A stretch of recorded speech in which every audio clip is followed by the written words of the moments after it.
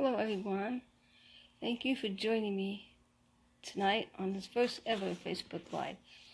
Okay, please forgive me as I work out the bugs. Like I said, this is my first ever Facebook Live. Okay, well, I decided to do this Facebook Live because in my work as a travel agent, I get a lot of questions about passports.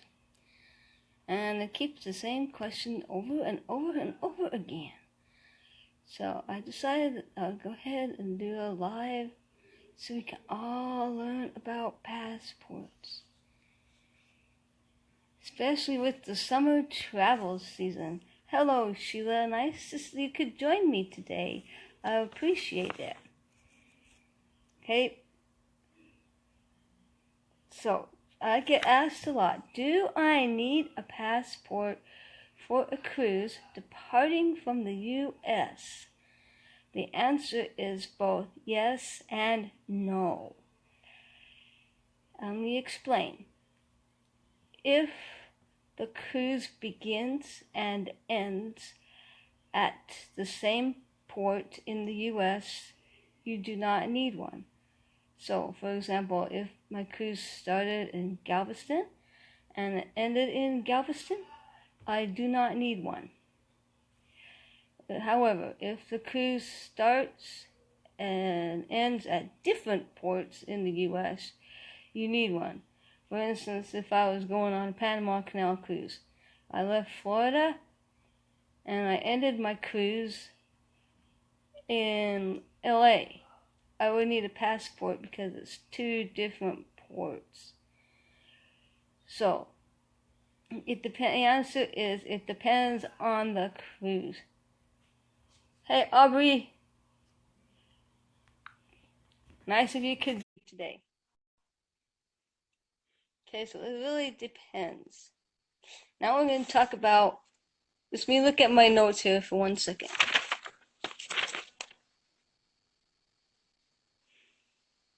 Now we're going to talk about what forms we need to get our passport and what documents we need. Well, there's two different forms. If you're 16 and over, well, then there's one form, kind of complicated, if you have kids. So, 1 second. So if you're 16 and over, you can use a DS-11, and you get this form up here, okay? It's this form, it looks like this.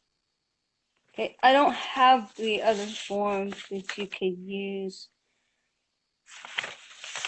but there's a difference when you use the form. You use that one I showed you, the DS-11. Okay, that's if it's your first passport, regardless of what age you are, you never had one before, or it was issued more than 15 years ago. If it was less than 15 years ago, there's another form that you could use. It's called the DS-82. You can find that on the State Department website.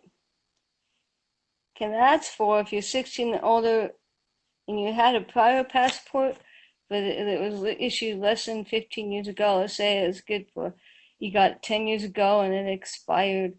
So you might be able to renew it by mail. I believe it's a blue form.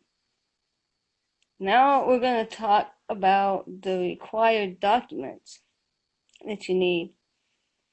This is where it gets kind of tricky. If you're 16 and over, you need a document to prove citizenship, and then a document to prove your identity. For instance, I could use my birth certificate if I'm prove I'm a U.S. citizen, and I could use my driver's license to prove my identity, or a military ID, or something like that. Okay, then you take that, and then you take to the post office with a passport, 2 passport photos. They might be able to take them at your post office. They might not. You can go to Walgreens and get them if you can. Okay, let me check my notes here. and then you pay the appropriate fee, and you send it in. Then you'll get it back a little bit later. If you don't hear anything back from them within a week or two, everything's good and it'll be in process. If you get a letter, an email, or something that you need more, then you get it more.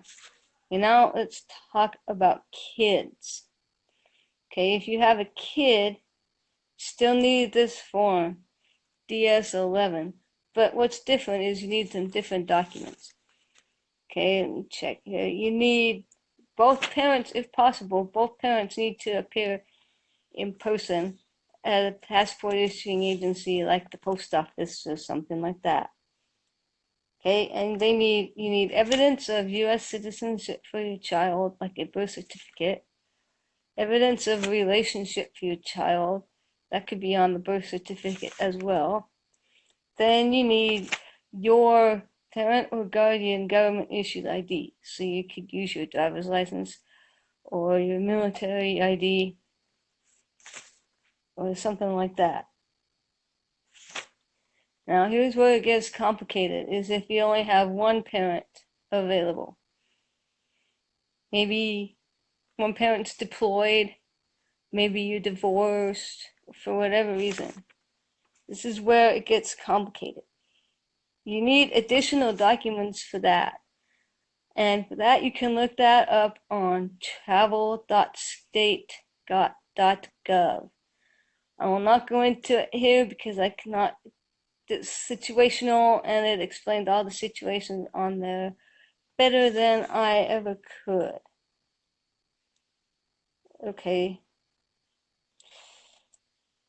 And then after you have all those required documents, you take your child or your children down to the post office or the passport agency, and you pay the appropriate money with your 2 passport photos, and you get the passport, and then you get it back in the mail a little bit later.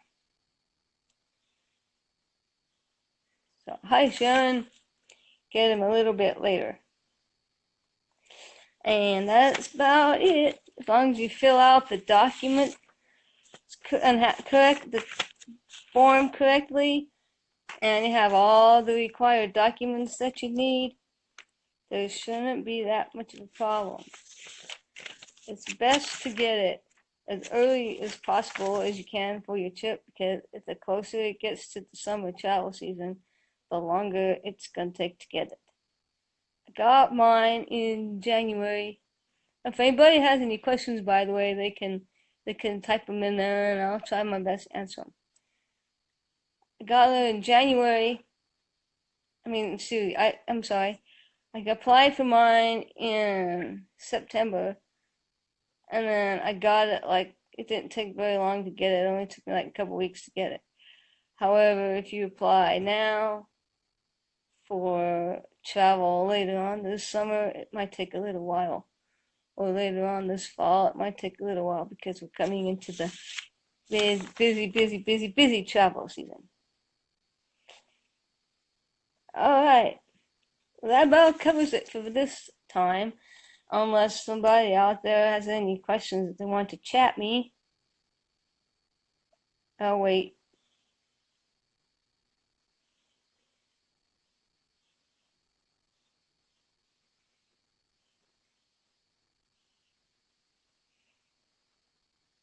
Alright, well, I guess nobody has any questions that they want to chat me. So, if that's the case, then I guess I'll just have a good evening, everyone, and I hope to catch you on the replay, or next time I do a Facebook Live, I'll put it on Facebook, so, and I'd let you know what the topic and all that is going to be. Okay, have a good evening.